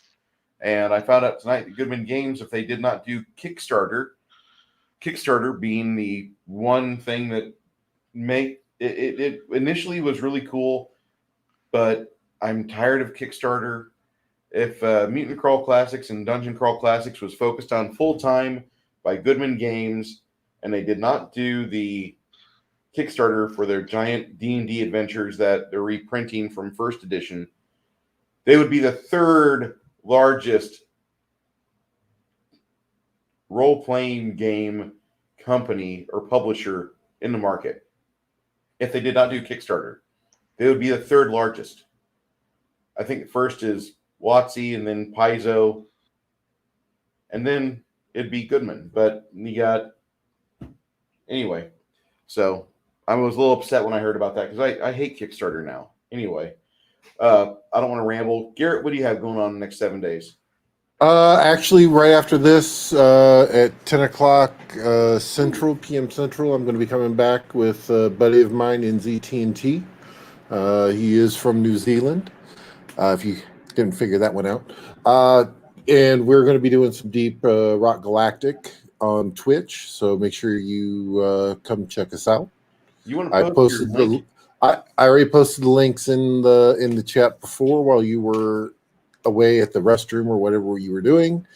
So yeah, that's I've still got another week of vacay. So yeah, that's about all I got. Okay. Not doing too much. I'm just kind of chilling and relaxing. Well, Tuesday of next week, I know we have another Gatekeeper stream, and for those of you guys that like Gatekeepers, we will be doing that. Blaine, you going to be available or no? No, I'm actually in the middle of running a end of arc naval battle on that day, so I won't be available. It's understandable.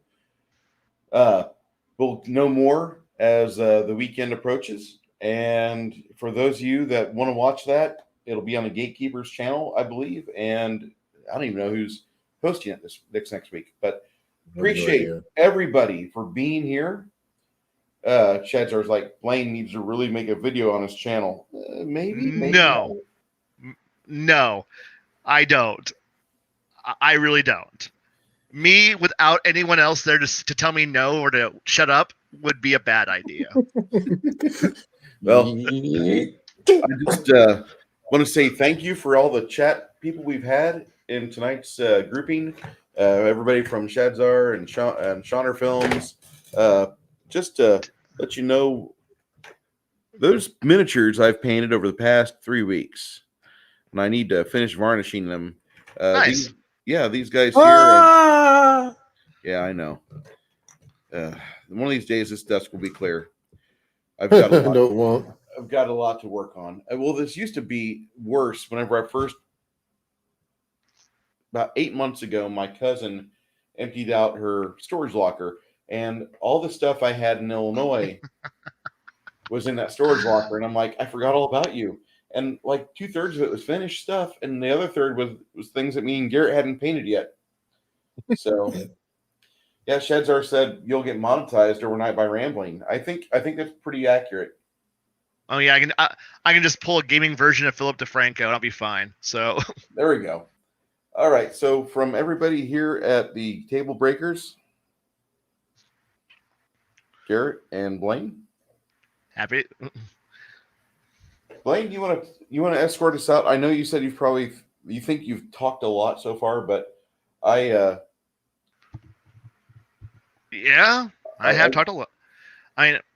As well, I guess I can just go with the old classic, keep your name out of the papers, but that's about it. That's all I got. That doesn't sound like a bad idea. Guys, scan the obituaries.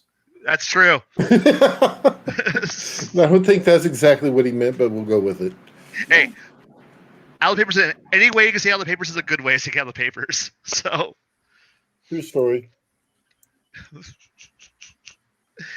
I don't Hey. see how people could hate Blaine, but I've known him for so long. It's fun. Guys, It happens. Take care. See y'all next week.